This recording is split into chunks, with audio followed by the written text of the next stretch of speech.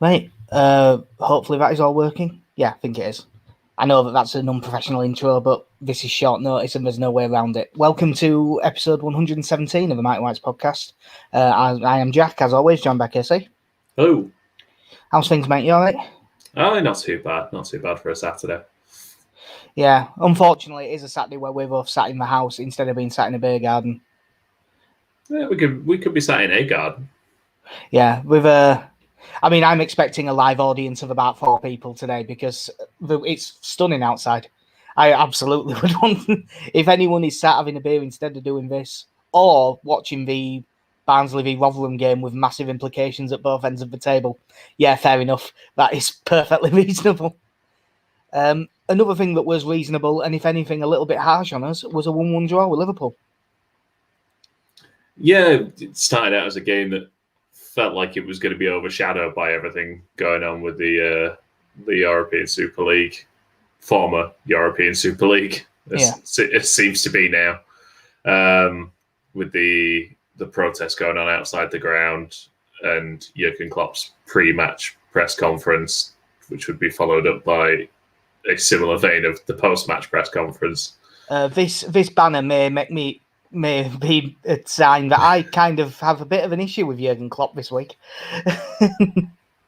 Yeah, obviously it was 2019 when he said he was against the idea of a European Super League, and then seemed to be pointing a lot of fingers in various directions other than the owners, which I understand you can't directly criticize your owners while you're under contract.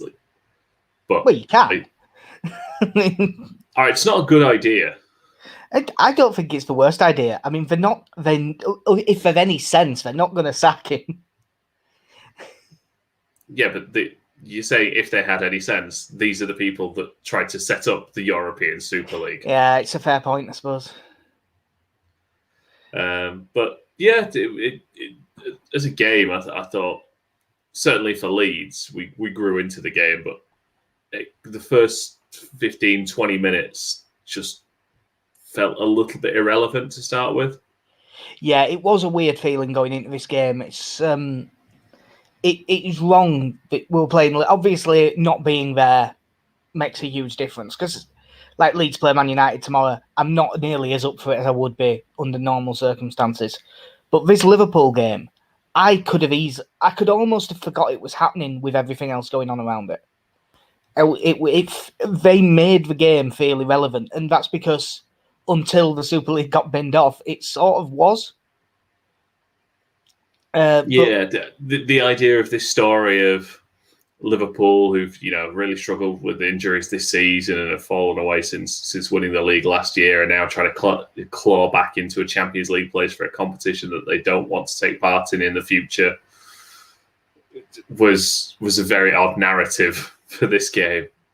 Yeah, it was very strange. Yeah, like you're saying, the other thing with the first 20 minutes, it wasn't just that it was quiet and no one really cared. The first half, other than that one big Bamford chance where Phillips stepped in really well to win it ahead of Firmino and put him through, other than that, first half was all Liverpool. Yeah, it just felt very slow and lethargic from us, to be honest. It seemed like we were very low energy, which I think that's the thing with our style. If you're anything other than 100% at it, you can see the drop-off very quickly. I also, for what it's worth, I think in the first half, Liverpool's pressing was very good.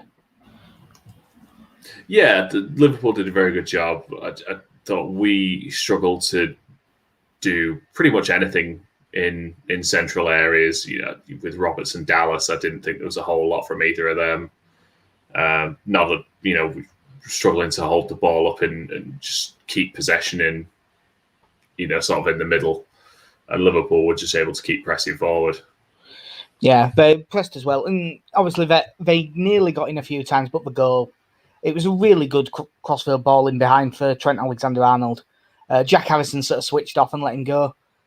It is an error, but it's an understandable one. It does happen. Every now and then it's going to happen, and he just got away.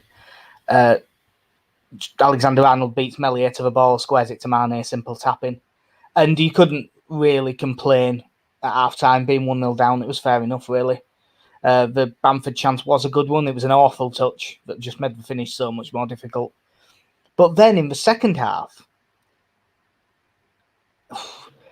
were Leeds as dominant in the second half as Liverpool were in the first half? Because they weren't far off. Like, it was all Leeds in that second half. Yeah, it probably took me about 10, 15 minutes to realise how in the game we were at that point, because I think, again, through the middle, we still weren't producing a lot, but down the wings, I thought Jack Harrison was getting a lot more success. Helder Costa was getting into the game more. Alioski, I thought, had a very good second half, and kind of doubling up with Jack Harrison was doing a good job. And it was kind of about 15 minutes in. I was like, actually, we're in this game now. Like, we can actually do something here.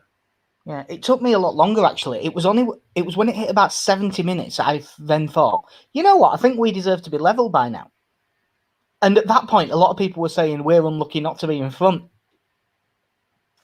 Yeah. And by the end of the game, I think that was probably true. Because we had, obviously there's the goal, which we'll come to, but the Bamford chance off the bar, although it's a good attempt, it is a really good chance. He'll think he should do better.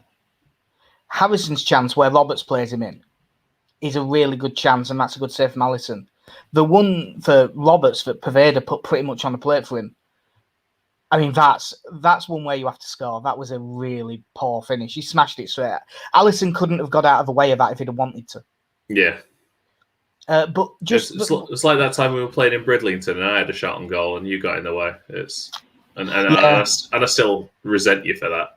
Yeah, and in fairness, that was a better shot, because it's quite easy to hit me now. It wasn't quite so easy back then. Much smaller target area back in the day. But Leeds just kept going. I mean, by the end of the game, Leeds had 63% of the ball. So in the second half, they must have had about 75% of the ball. It was all pushing, going, and there was a few breaks. Like Salah had a couple of chances after he came on, but Leeds were all over them, and then Diego Llorente heads in from a corner. Yeah, Marcel Bielsa, set piece master. Yeah, he's fixers. He's been threatening to do that. He's at set pieces.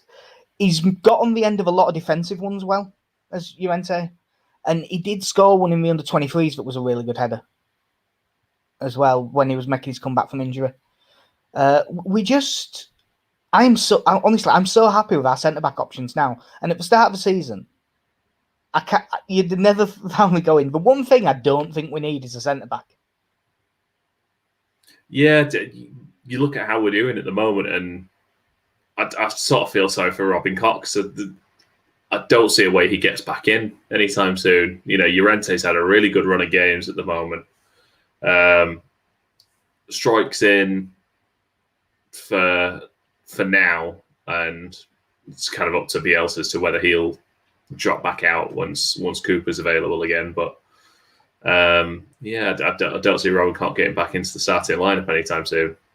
Yeah, and I agree with you. It's harsh, because I thought he was having before the injury derailed him, I thought he was having a really good season. I thought he was absolute nailed on starter going forward. It's sort of a weird one, that, because I think right now Llorente and Koch probably are still the best two, but I definitely wouldn't pick that, because Bielsa has completely converted me to this. If you can, you have a right-footed centre-back and a left-footed centre-back, and it's way more important than I've been giving it credit for. You can get away with it if you've got a really two-footed centre-back, which is why Strauch on the right worked fairly well, because he's very two-footed. As much as I dislike him, it's why John Terry as a left centre-back worked so well, because he was very, very two-footed. So, I mean, right now, I think until the end of the season, everyone fit, it's going to be Llorente and Cooper, if everyone's fit and available. But I do think next season, and it's not a slight on Liam Cooper at all, I think we have to start Strauch. Yeah, it's it's a very tough. It's quite a nice headache to have, really. But between certainly, well, to be honest, for the way they play between all four of them, I think they all have perfectly reasonable arguments for saying no, that I should be starting. Yeah. Like I said, Cooper's form since the turn of the year, I think, has been brilliant. And at no point have I really seen, I've never seen close to League One Liam since the start of the year. Robin Kopp from his initial run was fantastic and looked very composed and settled in very quickly. Llorente's grown into the team. Stroik, since he started playing centre back, has been brilliant. So we've got too much of a good thing. Yeah, I miss the days where we didn't have any centre backs at all, and we were trying to figure out what clever way Bielsa will try and figure it out. And now there's no figuring out needed. It's all this being well run and stuff. It just feels wrong to a certain level.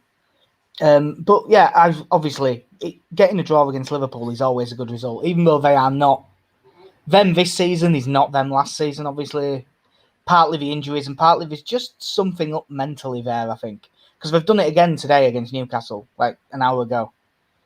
They missed shed loads of chances, but if Newcastle would have had anything at all, like a competent forward line, like they had some Maximan playing really well, but for most of the game, Willock and Callum Wilson were on the bench. And if Joe Linton was someone else, I think they'd have scored 3 or 4. Not because he was missing chances, but he just kept making the wrong run. And Almiron was the same, kept making the wrong run over and over again when there was loads of space. So there's definitely... So it's almost as if they're trying to still follow through on boycotting the Champions League. Yeah, Liverpool, it feels like they're a very mentally fragile team at the moment, and I don't think it's too hard to kind of knock them. And once you've got them on the back foot a bit, there's...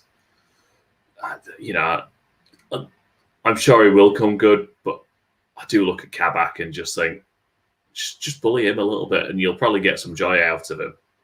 Yeah. See, because it's been a rough baptism for him since coming in. Today was weird because Kabak was the pick of them today. He made a lot of really important tackles, but they were the sort of important tackles that you only have to make if the defence is in the wrong positions to start with. Scott Parker special. Yeah, Scott Parker special. But he also got booked, and there was a couple of other fouls, and it was right on the line. So I know what you mean with him. Well, while you were watching that game this earlier, I was watching the Brentford game as Pontus Jansson got two yellow cards and a sending off. Yeah, it was an excellent motivational tactic from Pontus Jansson to really put his team in the shit, so he fires them up so they get a 1-0 win at Bournemouth. True captain. Yeah. True cap. It was brilliant. It's not at all Janssen doing something silly in a big game, because he never does that. Yeah, it was brilliant just watch, because the second yellow card, he just gets completely wrong side, and then to recover just dives on top of the attacker, essentially hauls him down and just gets up laughing and just takes the armband off because he knows what's coming. Yeah. And you're like, oh, Pontus. What you like? Well, sometimes you do something and you know that the punishment is coming. So what is the appropriate punishment for the 6 teams that signed up to the Super League? Oh. I mean, I keep saying the Super League is dead. It's dead for now.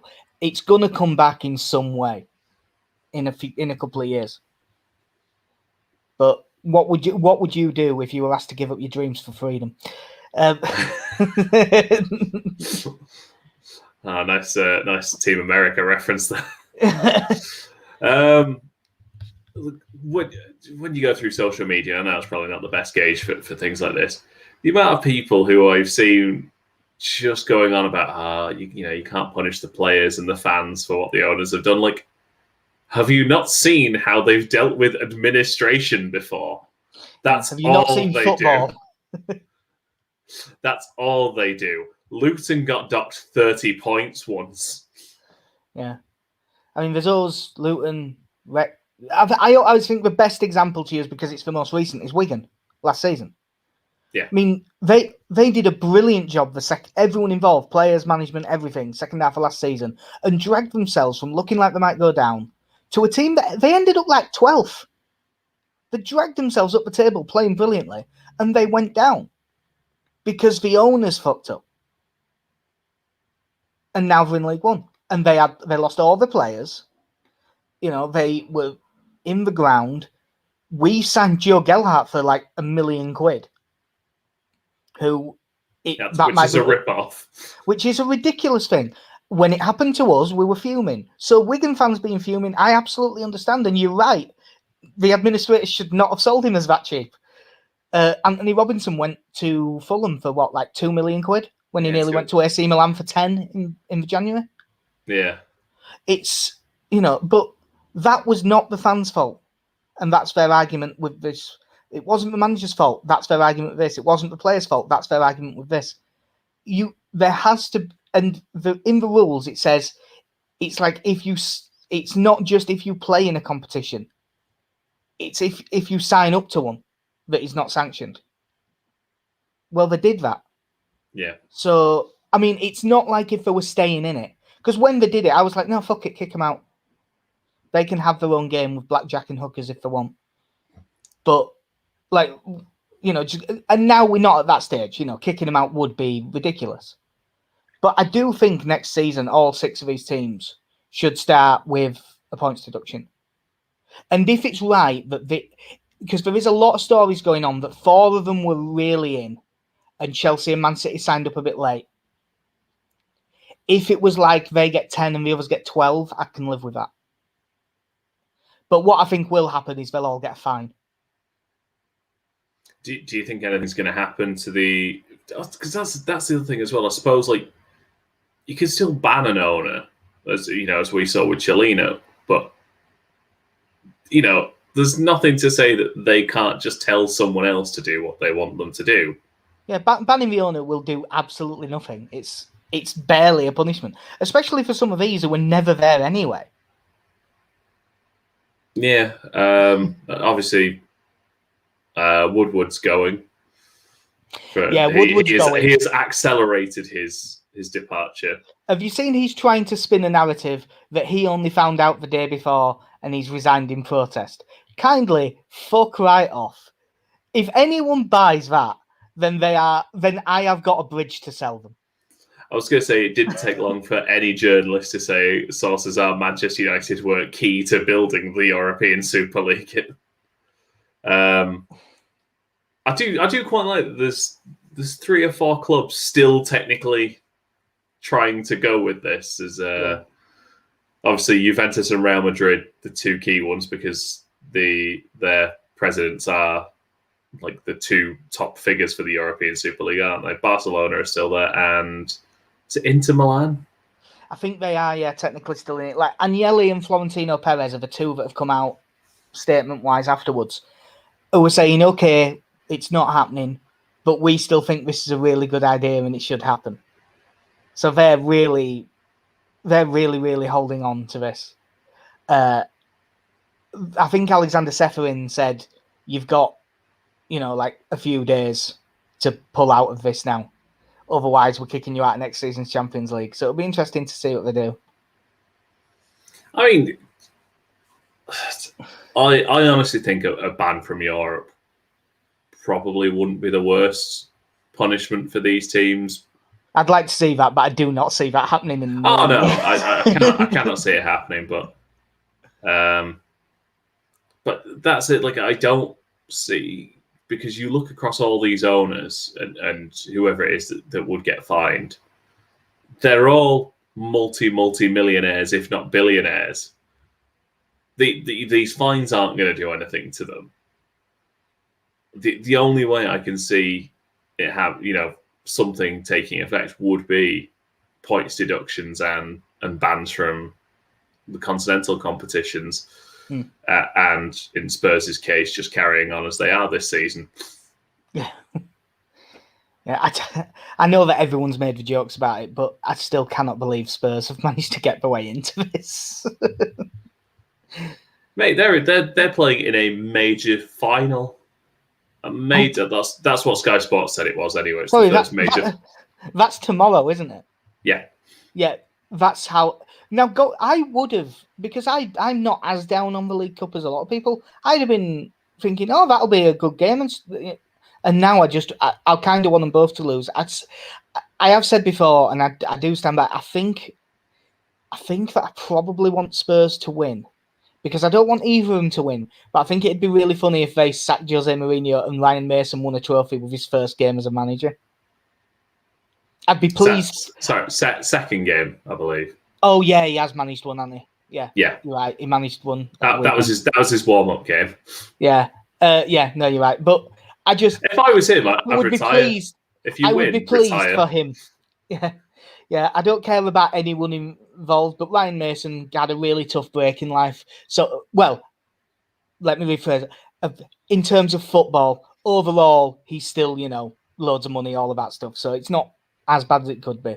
But the way that his career ended was very unfair. So I'd quite like him to win a trophy straight away. Oh, sorry. When you said tough break, I thought that was a pun.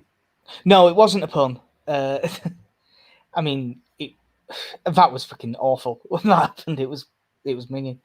Well, we'll move away from the ridiculous amount of money in football and how evil it is, and talk about the 30 million quid left back that Leeds have been linked with.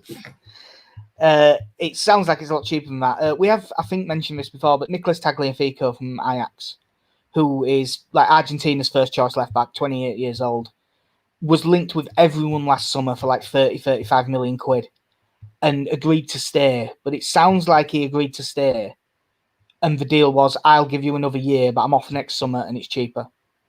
Because apparently now it's 15 million quid. He's linked with us and Inter and Man City quite heavily. I would prefer someone younger than 28 if I was picking. But if it's true that the price is 15 million quid, that's a pretty good deal for a very good player. He's not the absolute best defensively, but, it's Leeds and their fullbacks. That's always kind of going to be the case. But he's brilliant in build-up play, and he's technically very, very good. So at that price, I'd absolutely have him, despite him being 28. Yeah, like you say, for someone of that caliber, it's an absolute bargain, really. As much as you can ever say that about £15 million. Yeah, when you're looking around, if you're trying to get someone who's 23, 24, you also know that you're going to be paying a premium on top of that for a younger player. Yeah. So, I suppose the thing you'd kind of hope is it gives a couple of the younger players chance to, if in my heart of hearts that some of the under 23s can kind of catch up and close the gap on him in that time, so that when he gets to 30, 31, that they can at least be a decent stand-in then. Yeah. Like the other two that obviously we were very heavily linked with Romain Perrault. That's who Phil Hay said ages ago that we're quite likely to go for. And he's similar money, and he's only 23. So I think at the minute Tagliafico's probably better. But I haven't seen enough of that's, but not really based. I haven't seen enough to be sure of that. And if Perrault's better defensively, then I could understand that. And I've seen a lot of people, including heavily Josh Hobbs from All Stats Aren't We, who watches quite a lot of Eredivisie, saying if you're going to spend that much money on a left back from the Dutch league, that we should sign Owen Vindal from AZ Alkmaar, because he's like nearly at that level as well, similar money, and he's only 21. Yeah. So, yeah, it's one of them. There is options, but I will not be at all sad if we sign Tagliafico, which probably means that he'll be useless because I don't have the best track record. Well, we knew that this one wasn't going to be long because it's like his third one in about 8 days. So, Scum. Tomorrow, 2:00. Danger Man, Scott McTominay. So yeah, Scott McDominate himself, as they call him. I must admit, as much as we laugh about him, he has turned into a really good player. Oh yeah. Everyone took the piss out of Mourinho because he kept throwing him in and gave him his player of the season that year and stuff. But every time they have a big game now, he plays. That's it. As soon as with them, as soon as there's a game where they think they might be on the back foot a bit more, it's typically Pogba's moved out wide, and McTominay and Fred come in typically. Yeah, I would assume that because they've pretty much always been 4-2-3-1 lately. So I would think it'll be McTominay and Fred, Bruno Fernandes at 10. Pogba will play nominally off the left, I would think. And then probably free roll. Well, yeah, and Rashford on the right and Cavani up top. You would think, which, isn't bad as it goes. But obviously, the last one, it went really badly when we played them. But that was a bit of a perfect storm. Like, we didn't play well at all, especially in midfield. Rodrigo and Click were both just sprinting ahead of the ball and getting nowhere near it. Yeah. And they were just running through the middle, like 4 men versus Calvin Phillips, who was also being dragged way out of position by Bruno Fernandes anyway. But there was good things in that game. Like, we did actually create quite a lot of chances. We were able to get at them. If we're only 1-0 down after 3 minutes instead of 2-0 down, maybe visit. But I should have been fuming with that game. I really should have. But because we're 2-0 down in 3 minutes, I just went, oh, fucking hell, and just laughed because it was such a bad start. It's the worst start I've ever seen. So I was able to let it go quite quick. But because of the way that went, do you think we're going to be a little bit more pragmatic this time? No. I mean, there's times when we've discussed whether we should be or not, and there's lots of times that we should be more pragmatic, but the old Bielsa adage, just do plan A better. That's. I think we will be we'll be more pragmatic compared to the first time, even if it's not deliberate. It's just because it'll be Dallas and Roberts instead of Click and Rodrigo. And that just is, by its definition, a bit less mental. I'm fairly sure Stuart Dallas will be very happy to not be playing fullback in this game. Because I think him and everyone else, but I think he had a bit of a rough go of it. Yeah. In sort of defensively anyway. Scored a belter. Oh, yeah. I mean, it's going to be a tough one for us. By the sounds of things, still no Rodrigo. But it looks like there's going to be no Rafinha. Yeah. And Cooper's still out. Cooper's out. Adam Forshaw's got a slight groin strain or something, so he's doubtful. Out for a year.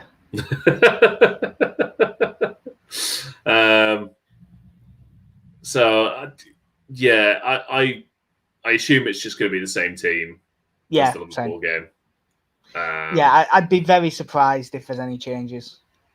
Bielsa was very big on talking up Roberts, which he deserves. He's been vastly improved. He's been really good lately.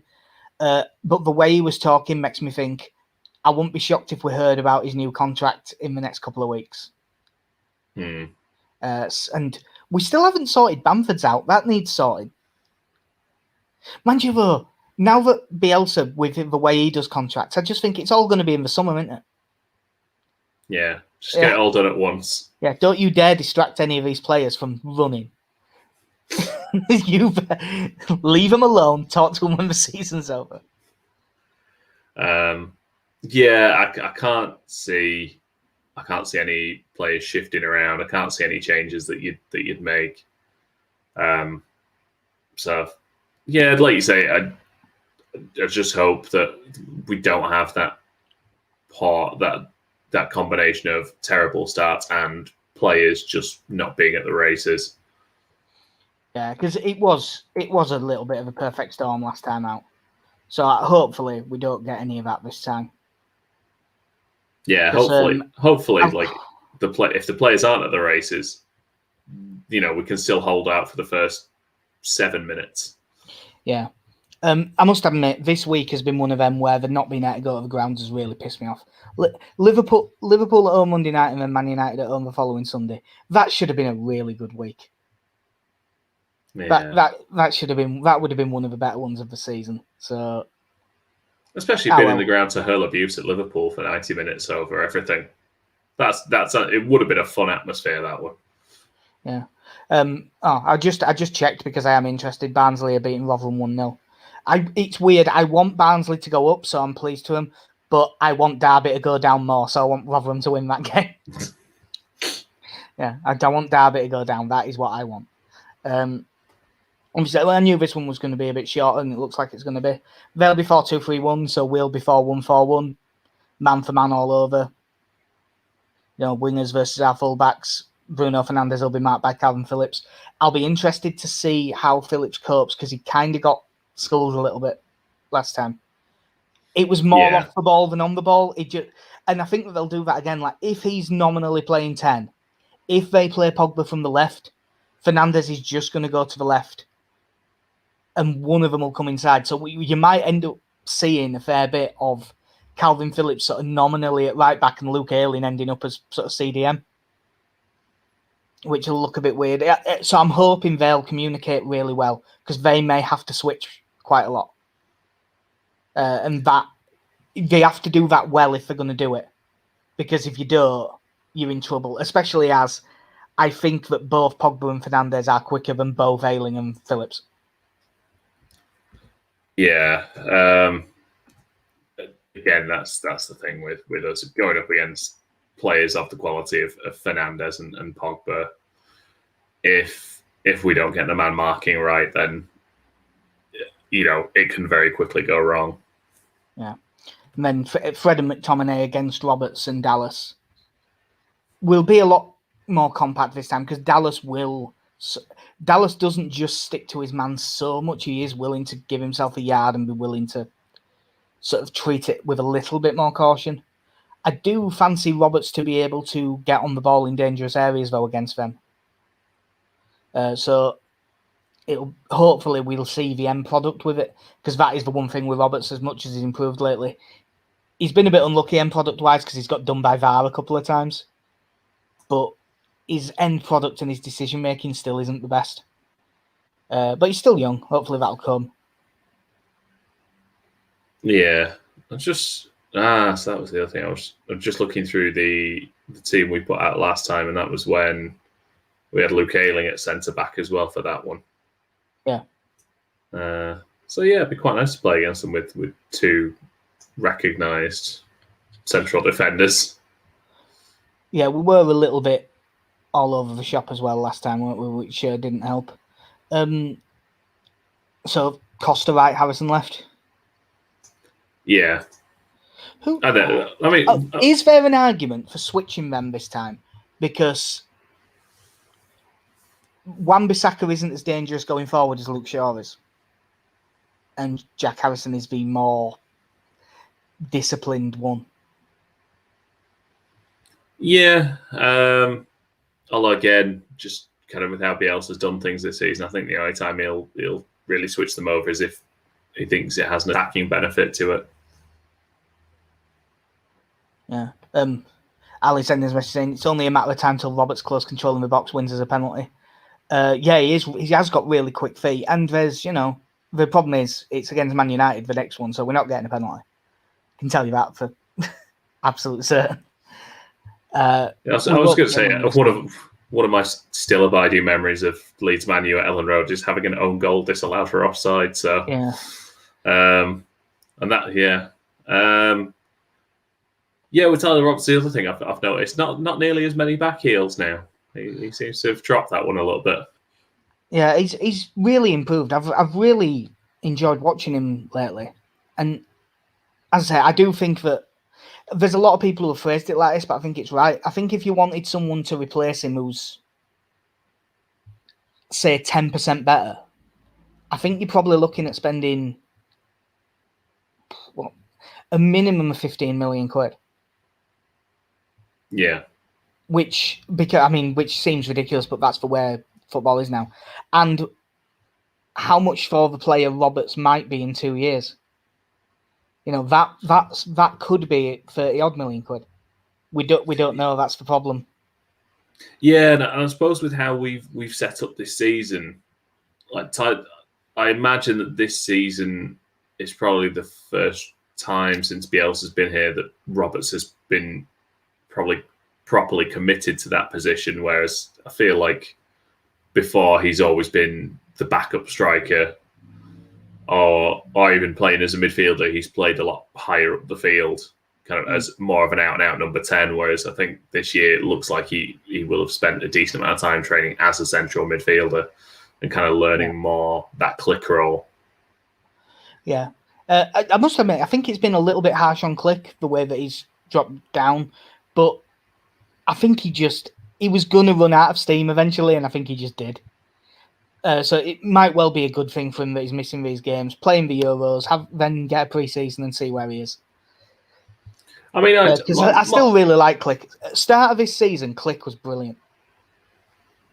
My thinking, though, is if Mateusz Klich can get into any team in the world, how good does that make Tyler Roberts?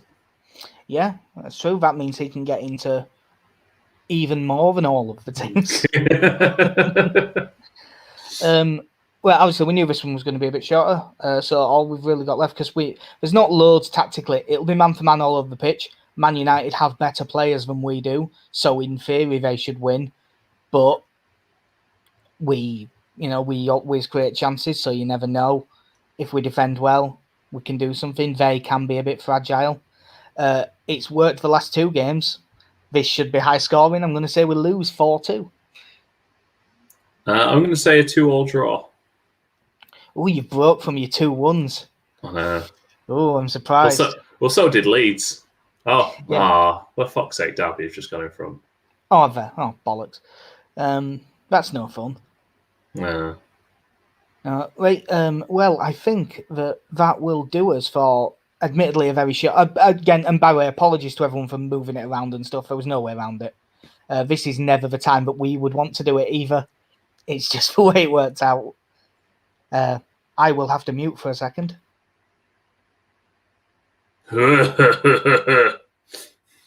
Sorry about that. Yeah, we will be back to a better schedule next week. I'm not actually sure which day the Leeds game falls on next. It's back to the Saturday. So yeah, one of the midweek evenings will be back to there and in a better schedule. So yeah, that'll do us for episode 117 of the Mighty Whites podcast. We are at Mighty Whites Pod on Twitter, mightywhitespodcast.com. It's on everywhere except Acast. The stuff we write goes up on Through It All Together, which is on Twitter at THRU, it's all LUFC, and Through It All Together.sbnation.com.